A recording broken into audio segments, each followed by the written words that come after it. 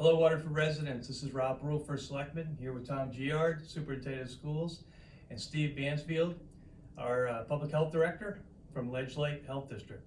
So we're looking forward to today to give you some information on the recent coronavirus updates, and in the news you've seen it. So we had a staff meeting today with Steve, and we'd like to share some information with you.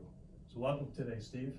Thanks for having me, and thanks very much for giving me the opportunity to speak to you and your staff and the department heads and give you an overview for what Ledgelight Health District is doing now and what we plan to do in the future. This morning we met with all the department heads in Waterford to talk about coronavirus in general, specifically what Ledgelight Health District as an organization is doing, what are our roles and responsibilities. So obviously this is a very broad subject, but I think it's important for the public to know exactly what your community and what Ledgelight Health District is doing to do the best we can to mitigate the effects of the coronavirus.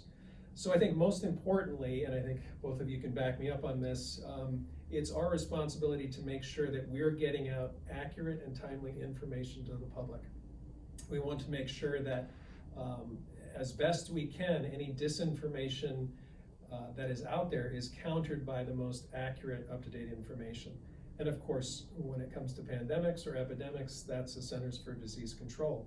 So Ledgelight Health District has put in place basically a mechanism on our website. We embedded the CDC information.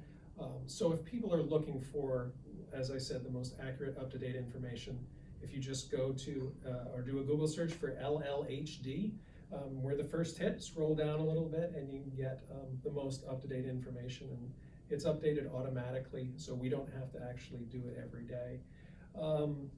The other thing we have to do, and this is something that most of the public probably isn't aware of, but every health department in the state is required to follow up on people in the community who may have risk factors like traveling from China. So we have to make assurances that they're following specific protocols, and for instance, they have to self-quarantine for up to 14 days to assure that they're not showing signs of illness and it's safe to go in the community. So those are things that happen behind the scenes, and it's not specific to Ledgelight Health District or Waterford. It's statewide and across the country. The CDC protocol is very straightforward about that. And I said communication, it's really the key. We have a number of listservs, so whenever critical information comes out, all of the first selectmen, the town officials, superintendents of schools and so forth, get that information, and they can utilize us as the resource that we are. We are the local health department for 10 municipalities along the coast. So it's busy, it's a busy time of year, but we've done this before about 10 years ago during H1N1. We're prepared, we have plans in place. Right now we're talking about community mitigation. What can we do to make sure the public has the most up-to-date information to make changes perhaps to their day-to-day activities? And the big takeaway is whatever you would do to prevent a cold or flu in your family, you do the same thing right now.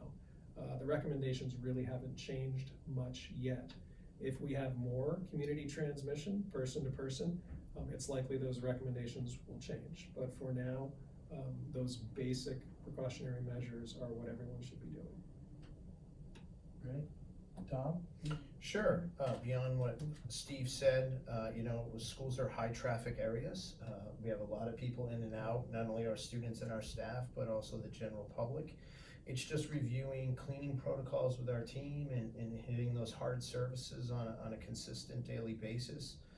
It's reminding our students to wash their hands and all of those things, which obviously is a challenge with the younger ages, and making sure and just keeping our families as informed as we can. Steve and his team have done a marvelous job with daily briefings and getting us the most up-to-date information delivered right to our inboxes, and making sure our families aren't fed misinformation, that they have the facts, and that we're doing all that we can to keep our families and kids safe. All right. Well, anything else, Steve? Anything else for our first little post to the town of Waterford? I don't think so. Just the fact that we will be doing similar small presentations for our municipal leaders and their key staff, so they can get that information out there as we move forward. We don't want to encourage people, especially in the future, if we do have this embedded in our community, to encourage large gatherings where people are interacting with each other. There are no prohibitions on that now at all, but that's a community mitigation measure that may happen in the future. But other than that, I think it's business as usual. Great, thanks, Steve. Well, from Steve and Tom and myself, have a great day, everyone, and we'll be in touch soon. Thanks for watching.